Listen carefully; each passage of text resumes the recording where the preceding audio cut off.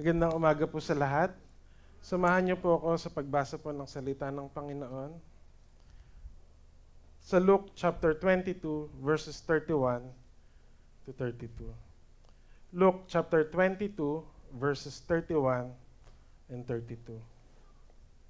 Kahit anong version po, English man o Tagalog. Ayan. Meron din po tayong pinost sa screen. Luke chapter 22, 31 to 32. Kung nakita na po natin, sabay-sabay po nating basahin in 1, 2, 3. Simon, Simon, Satan has asked to sift each of you like wheat. But I have pleaded in prayer for you, Simon, that your faith should not fail. So, when you have repented and turned to me again, strengthen your brothers. Ang Diyos po magpala sa pagkabasa ng kanyang buhay at banal na salita. Pwede niyo po bang tignan yung katabi niyo, tapos isang malakas na appear lang po, sabi, good morning. Ayan. Sa likod po, sa likod. Ayan. Sige po, puna po tayo.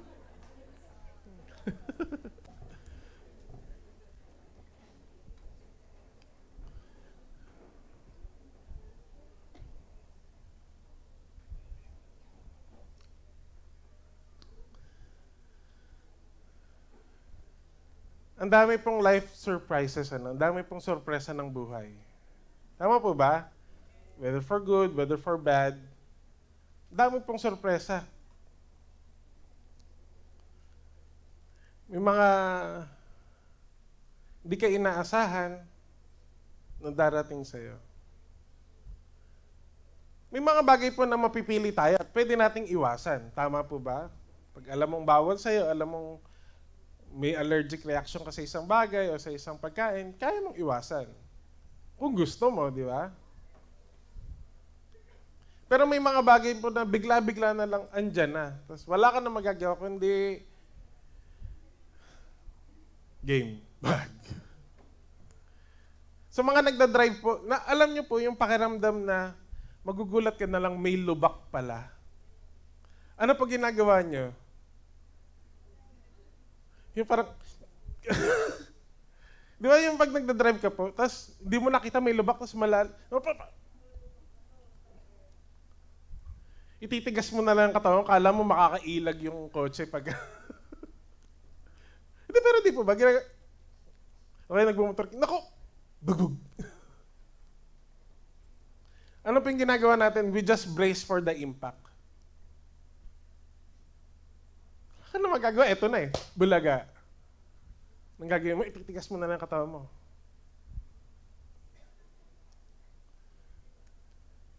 At this point po, yung binasa po nating passage, at that time po, Jesus finished the Last Supper po. Tapos, nire-ready na po ng Panginoong Hesus yung mga disciples niya. Why? Because the disciples will enter into a season of grieving. Bakit? Arestuhin na pong Panginoong Hesus eh. Alam niya, si Peter po, itatatwa din siya. And God prepared them. Jesus made them brace for impact. Tingnan po natin paano po ginawa ni Jesus na i-ready yung mga disciples niya at paano po natin yung hugutin para po sa paglakad natin in our daily lives. So, pag-usapan po natin ngayon, how can we be braced for impact? Manalangin po muna tayo saglit. Panginoon, maraming pong salamat sa umaga po na ito. Ang panalangin namin, Lord, that you would just be in the center of this preaching of Father God. Masalo lang namin yung mga bagay na gusto mo pong masalo namin upang magamit namin ito sa paglakad sa harapan mo. Panginoon, maraming pong salamat. Sa pangalan ni Jesus, Amen and Amen.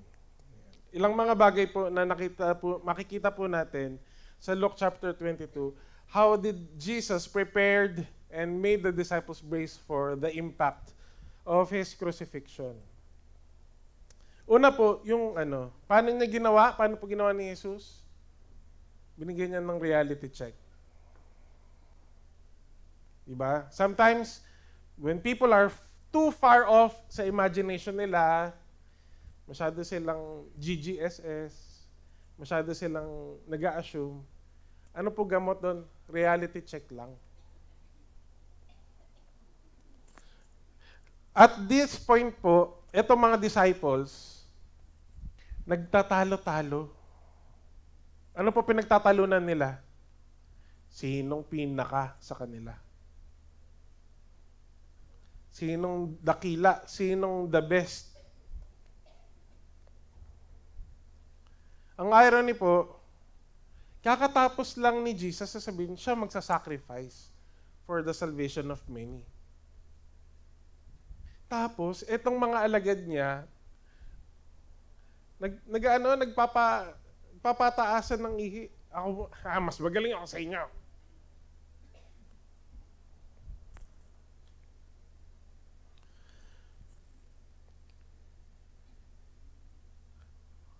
Jesus was focused on the mission. Itong mga disciples was focused on their ranking. Jesus was focused on how to obey the Father. Yung isa, yung mga disciples, nakatingin sa mga titulo. Ano po ginawa ni Jesus? Reality check. He course-corrected them. Paano po? Sinabi niya lang, tinuro niya, uy, alam niyo ba that heaven and this world have a different concept pagdating sa greatness. Iba yung pagtanaw ng mundo, iba yung pagtanaw sa kaharian ng Panginoon. Kung ano yung dakila, ano yung pagiging dakila.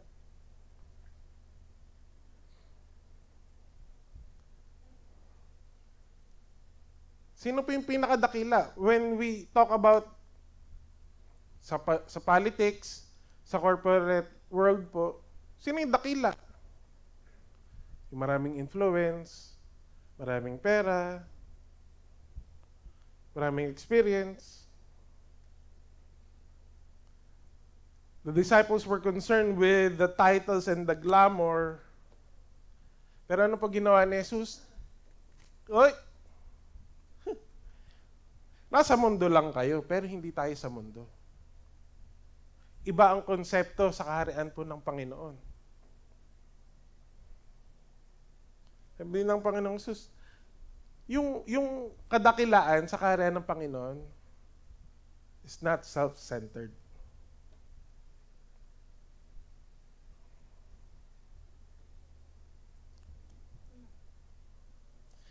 We can have so many description, ano po yung dakila sa kaharian ng Panginoon. Pero pag tinignan natin, lahat yon talks about selflessness.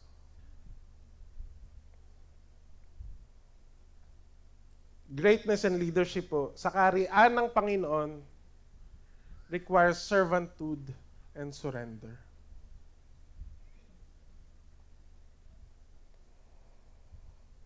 Nakakalungkot po. Sometimes we contaminate. Hindi man po tayo. Nangyayari po sa ibang mga simbahan. Kontaminado ng politika, kontaminado ng office politics, contaminated ng celebrity news, concerned pa tayo sa sports, to the point na nag-aaway-away sa loob ng church, kakainisan.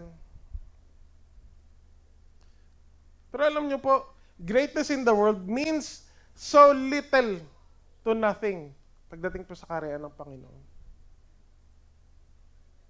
Marami po tayong examples na mga leaders po natin, mga elders po natin sa labas, they are highly regarded. Pero pagdating dito sa atin, naglilinis po ng simbahan natin, pinagluluto tayo, pinaghahain tayo. Sweaty and all. Pero sa labas, ay nako, kulang na lang, paypayan sila.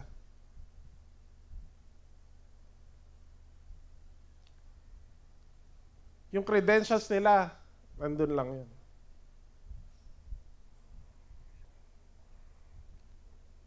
Ano pa ginawa ni Jesus? Nirecalibrate po sila. Teka lang, saan ba kayo nakatingin? Ano ba dakila sa inyo? Ako nga mawawala na, nakatingin pa kayo sa titulo. Hindi naman yan importante.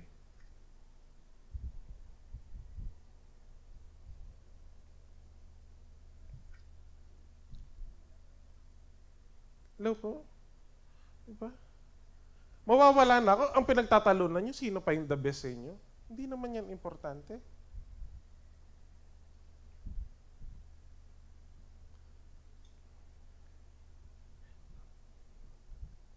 It was a great reality check po para sa lahat ng nakapakinig. Tapos kinall out sila ng Panginoong Jesus. Bakit? Lumalayo na sila doon sa example na pinapakita ng Panginoong Jesus. In verse 27 po, sabi ng Panginoong Jesus, ako nga nandito para maglingkod.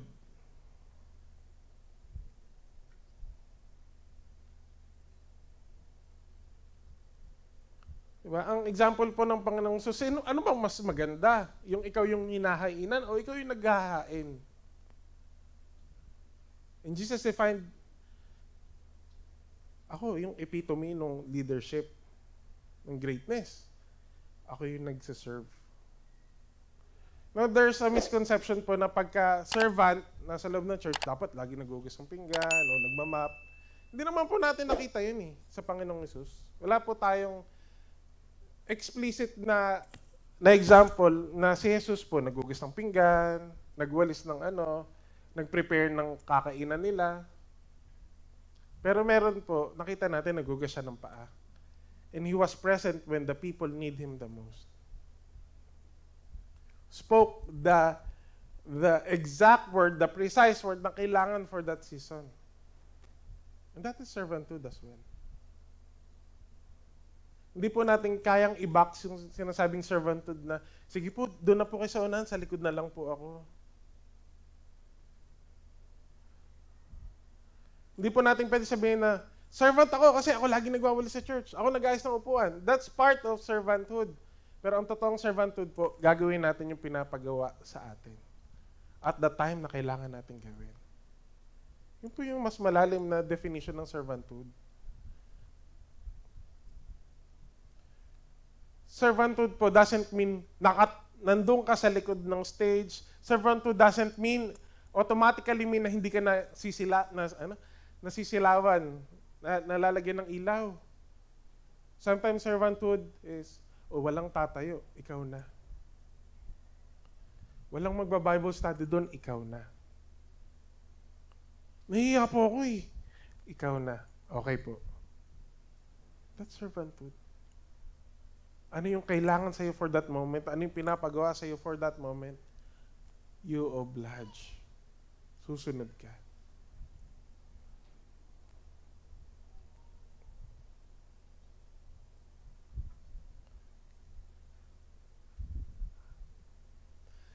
Hindi niyo po kami kailangan na maging kamukha. Hindi po natin kailangan maging kamukha ni Pastor Sunny, ni Pastor Ratel, o ni Tita. Bakit po? May kanya-kanyang linya tayong pinagawa Pinapalakaran ng Panginoong Jesus. Ang kailangan natin maging kamukha ang Panginoong Jesus mismo. How He served. How He became a servant to all.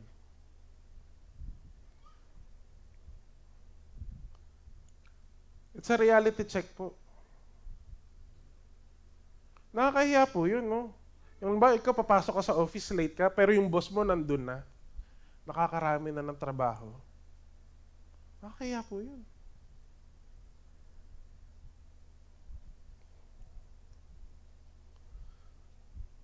It was a great reality check po. Alam niyo po yung panguling reality check nila kung bakit natahimik yung mga disciples? They were arguing kung sino yung the best, sino yung pinaka sa kanila. Biglang babagsak ng Panginoong Jesus. Alam niyo ba? Satan is after you. Ano po sabi doon sa binasa natin? Simon, Simon, Satan has asked. Nakikisuyo si Satanas. Hinihingi kayo. He wanted to sift. Alam niyo po yung parang nagbibistay? Alam niyo po yung nagbistay? Di ba yung... Ito po yung sifting, hinihiwalay mo yung pinakabutel dun sa ipa. Bakit po? Ang sinasabi ng Panginoon Jesus, Satan wants to segregate you. Satan wants to filter you out. Bakit? Pag nalayo na kayo sa akin, ay, yari na kayo. Di-devour na kayo. Nagtatalo-talo sila, nagkaka-divide na sila. Etong kaaway na kaabang. Ay, wala na sila. May kanya-kanya na silang agenda.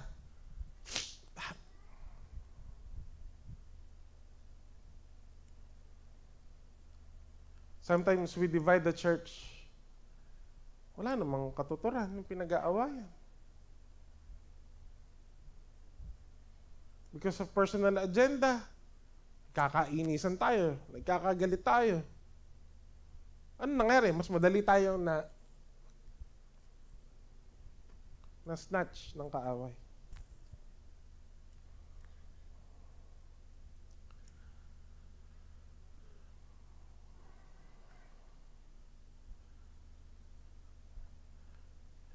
Alam niyo po, meron po kaming moment nila Jaisel. Hindi ko po ito napagpaalam sa kanila. Pero meron po kaming fear. Ako po, si Aileen, si Jaisel, tsaka si Lisel. Paano pag wala na kami? Paano yung dalawang bata?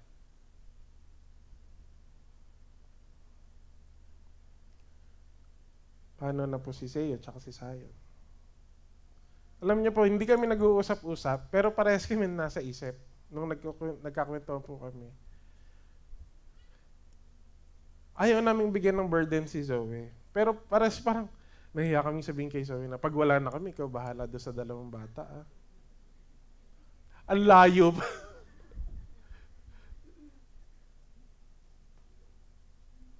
Pero may ganun po kaming moments. Tapos, ngayon, nakakangiti lang po kami. Pero at that time, umiiyak kami. Kasi di ba, pag wala na yung mga magulang, sino na magtutulong-tulong?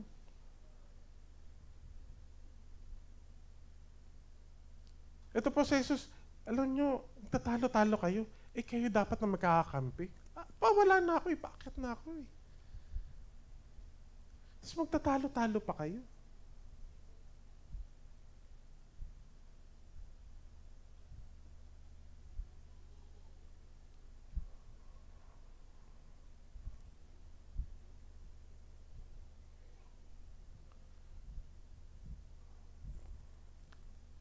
Sana po ang focus natin will be redirected back to what God has given unto us. Hindi yung makukuha natin, hindi yung mapapala po natin. Hindi yung convenience natin. Pero ano ba yung pinapagawa ng Panginoon po sa atin? Ano ba yung pagkakatawag niya po sa atin?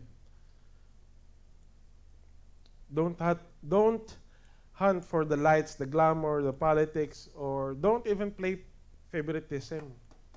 Balik tayo sa ano po yung pinapagawa ng Panginoon. Pwede niyo po bang tingnan yung katabi niyo? Sige po. Sabihin mo sa kanya, pwede mo ba akong sabihan pag nakakalimot na ako?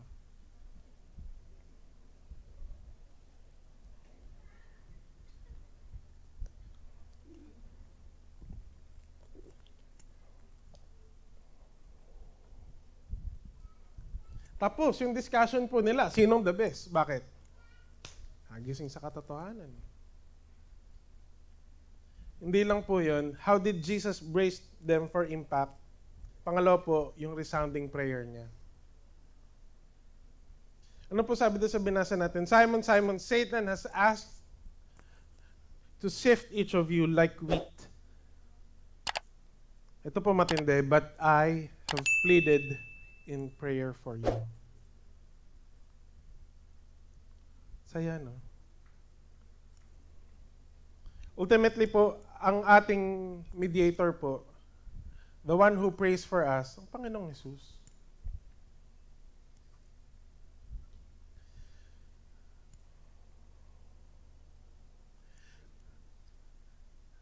Jesus was telling them na mawawala ako, Ano po yung prayer niya for the disciples, especially for Peter?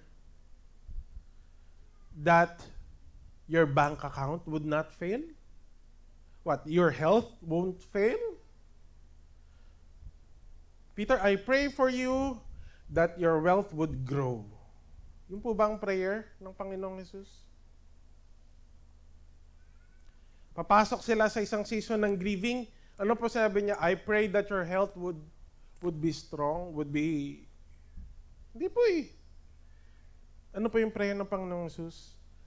I pray that your faith would not fail.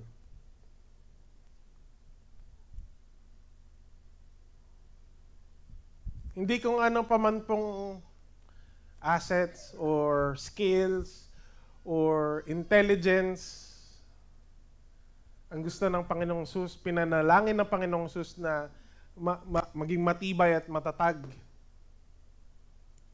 He prayed for the faith to not fail them.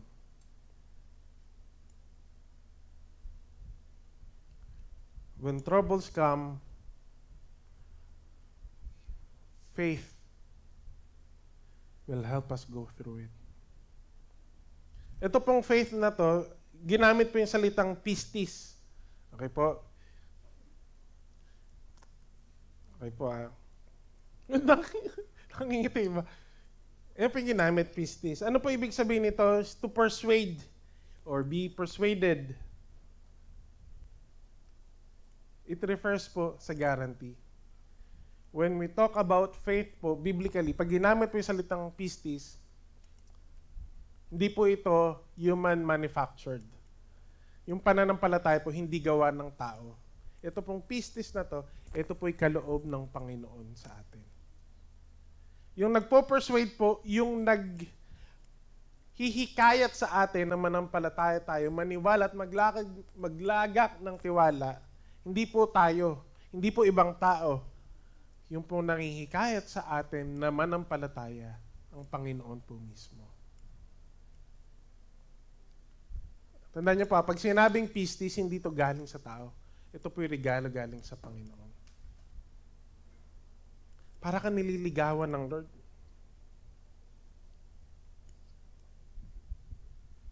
Romans 12:3 po, for by grace given me, I say to every one of you, do not think of yourself more highly than you ought, but rather think of yourselves with sober judgment in accordance, tingnan niyo pa with the faith God has distributed to each of you. Yung pistis po, hindi manufactured ng tao. Regalo, pinagkaloob po ng Panginoon.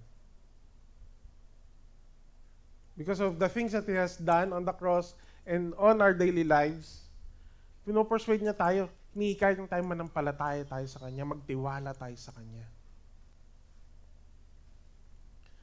Romans 1:17, for in it the righteousness of God is revealed from faith for faith.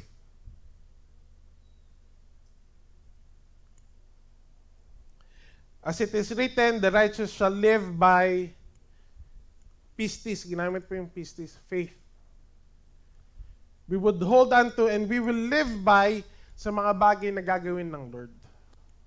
Not by our sight, not by our own dreams, but by the things that God will do. By the things that God has done, the things that God is doing, and for the things that we know God will do.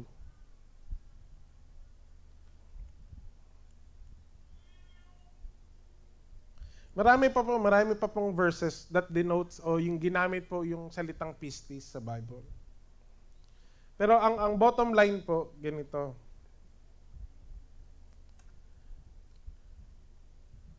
God will present Himself to us. God will reveal Himself to us. Anak, may ginawa na ako kahapon. May gagawin pa rin, may ginagawa pa rin ako. May gagawin pa rin ako bukas. Pagpasok mo sa era ng kalungkutan, pagpasok mo sa season ng kaguluhan, tandaan mo, kahapon may ginawa na ako para sa iyo. May ginawa na ako sa iyo. May ginawa na ako para sa iyo kahapon. Ngayon may ginagawa ako. Bukas may gagawin pa.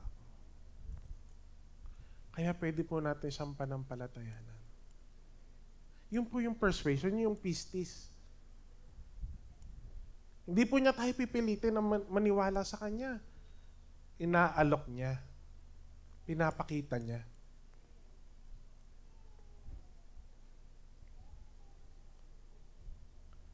Doon po tayo huhugot ng lakas. Na alam mo, may aasahan ka sa Panginoon. Kami po kahapon, wala na po kaming gasolina. Alam niyo yung pagbukas nyo ng sasakyan, nakailaw kagad yung gas. Nung pong birthday ko po, nasa labas po kami, nag-out of town po. Meron pong meron pong nagpagawa sa akin ng video. Tapos hindi po ako binayaran. Ano lang naman po yun, trial lang. Hindi po ako binayaran. Hindi, okay. Sige. Nagdaan po yung ilang linggo, kahapon po ng umaga, madaling araw. Sabi niya, anong PayPal account mo? Papadala ko ngayon, $25. O di, meron na po kaming panggasolina, meron kaming pangtanghalian, nakapunta kami sa church. Hindi, may gagawin ng Lord. Alam na natin yung bakit, may ginawa na sa kahapon eh. May ginagawa pa po ang Lord. Di pa natin kita. Baka nasa oven pa eh. Iniinin pa. Pero yun po yung pistis. Alam mo, may ginawa na sa kahapon. Kaya malakas ang loob mo ngayon. At malakas pa rin ang loob mo bukas. Bakit? Si Lord yung nagsabi.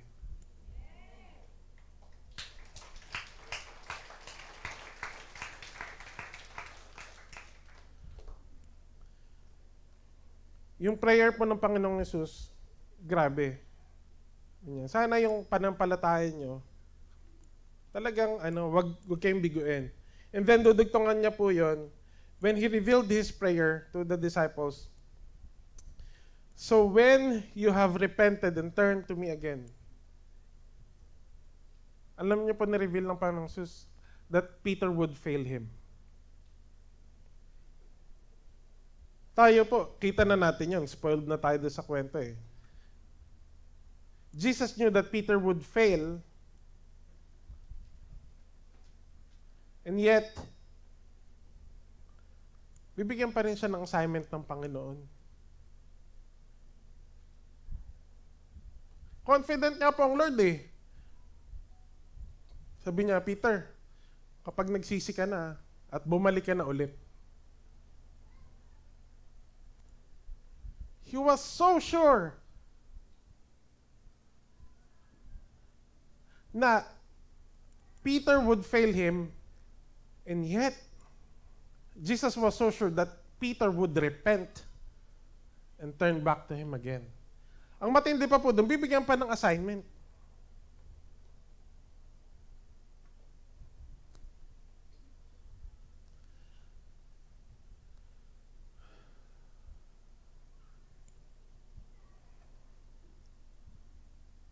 God knows who I am. God knows my struggle.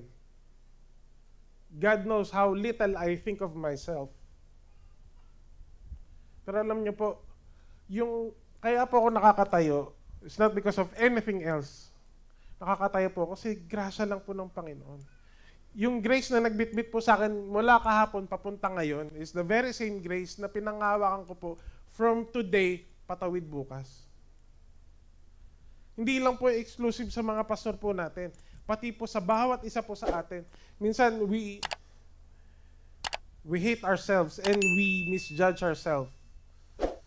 Pero alam niyo po, yung grace na nagtawid sa atin mula kahapon, papunta ngayon, nandun pa tayo sa dilim, papunta ngayon sa liwanag, is the very same grace na magtutuwid po sa atin at mag-aakay sa akin mula ngayon papunta sa bukas.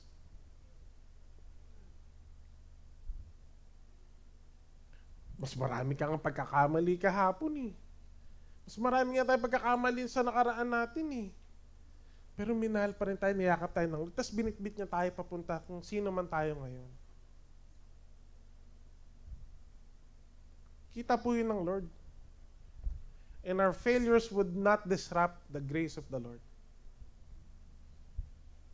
It's not for us to abuse po, babalansin natin. It's not for us to abuse it. Pero when we do fail and fall and tumble, kung paano niya po tayo binitbit kahapon papunta dito, pwede niya din tayo akayin. Patawid para bukas.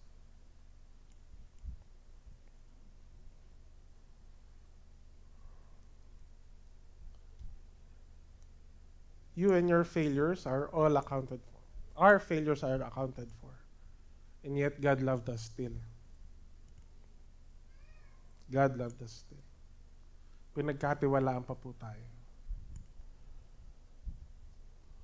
Hindi lang po si Pedro, kundi po yung lahat ng mga disciples. All of them would fail Jesus. Alam niyo po pinagkaiba ni Pedro at saka ni Judas? Si Judas po was very sorry but never repentant. Peter was repentant. Kaya po yung kay Judas. Pero yung kay Pedro po, nung nadapa siya, tuloy-tuloy yung lakbayin.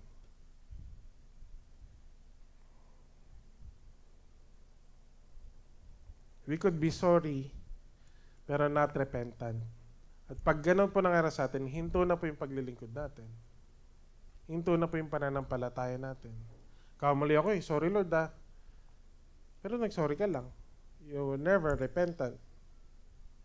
Pero when failure comes, if we are repentant, talagang magsusuko tayo sa Panginoon. We can overcome those trials, those setbacks.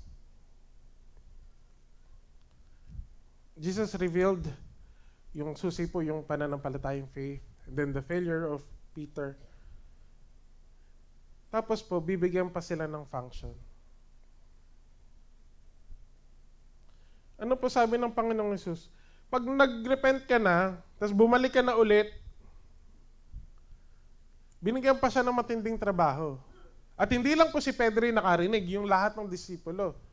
Ano po sabi ng Panginoong Hesus? Strengthen your brothers.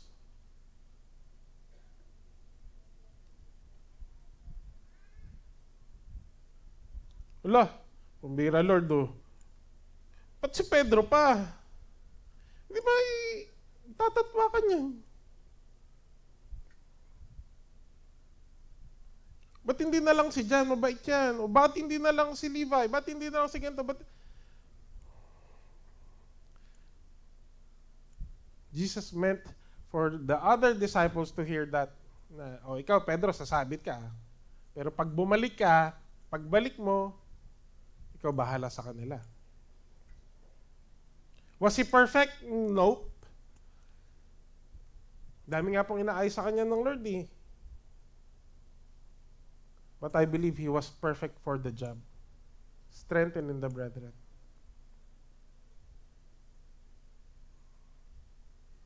There's a big difference po. Paano ko pa nalaman na he was perfect for the job? Kasi pinili siya ng Panginoong Hesus There was a reason, there was an objective, tapos nakita ng Panginoong Hesus, siya yung tamang tao para doon. You may not like your leaders.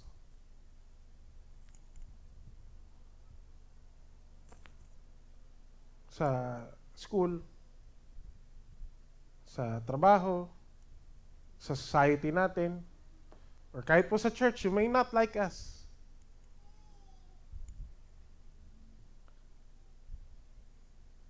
At lahat po kami, hindi po kami perfect. Pero God chose us to be in this position. God chose our leaders to be in their position. Bakit? Kasi may purpose na gustong pagawa ang Panginoong Hesus. Ano po yon? Bakit? Hindi ko po alam. Basta, tamang tao yung nilagay niya doon. For that specific reason, for the specific objective, kung ano, hindi ko po alam. Doon po papasok yung, bakit ba yan ang nanalong mayor? Ba't ba yan nanalong kape? Ba't ba yan nanalong ganito? Ba't ba yan, siya pa inaupong ganito? Ba't ba siya? Hindi ko po alam. Pero may ginagawa ang Panginoon. At may gagawin ng Panginoon. Doon po ipapasok yung pananampalataya natin. Kaya kaya natin silang ipanalangin. Sa kabila po ng, ano man nakikita po natin, tinawag sila at in-establish ng Lord yung leadership po nila. Ano trabaho natin? To pray for our leaders.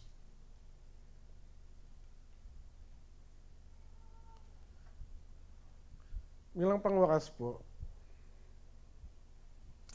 mas madalas po, hindi natin kayang kontrolin yung mga bagay na parating po sa atin.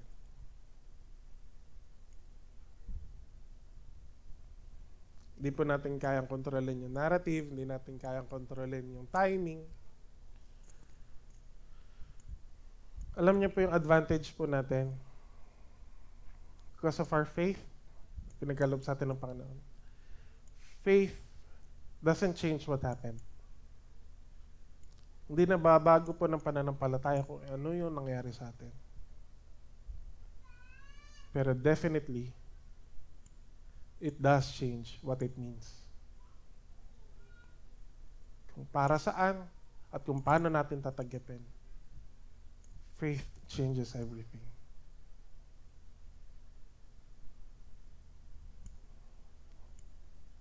Bakit nalugi ng negosyo ko? Bakit nawala yung ganitong trabaho? Bakit wala na si ganito? Bakit ganyan? Bakit ganito? Faith would not change what happened yesterday. Pero at least po, because of our faith, nagbabago po yung pagtanggap natin dito. Ay, kaya pala inalis ng Lord yung tao na to sa buhay ko kasi may inaayos siya sa akin. May tinuturo siya sa akin. Kaya pala nalugi itong negosyo na to kasi nalalayo na ako sa Panginoon. Faith changes the meaning of things around us.